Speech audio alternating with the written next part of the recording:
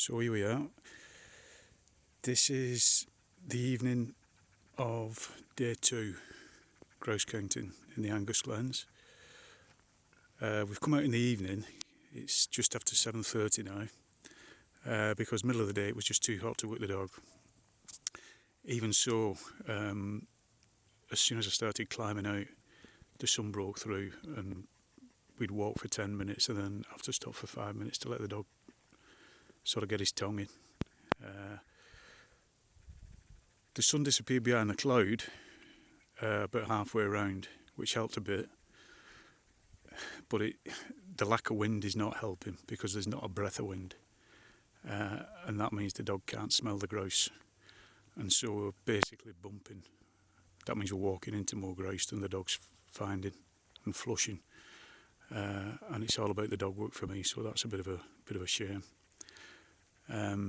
But between that and the rabbits that are dotted about all over the place here, they're a wee bit of a distraction, especially because he can't smell the grouse, but at least he doesn't chase rabbits.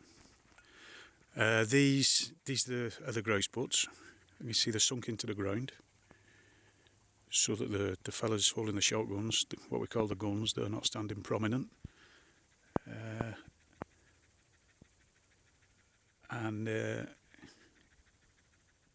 As you can see, they're lined out that way, and the heather's all been kept close to the ground, so it's easier for the dogs to pick up any grouse that get dropped around the butts. Speeds up the process, makes it all a little bit more efficient.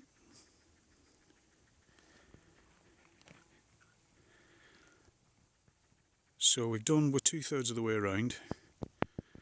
Just going to start the last beat back down towards home.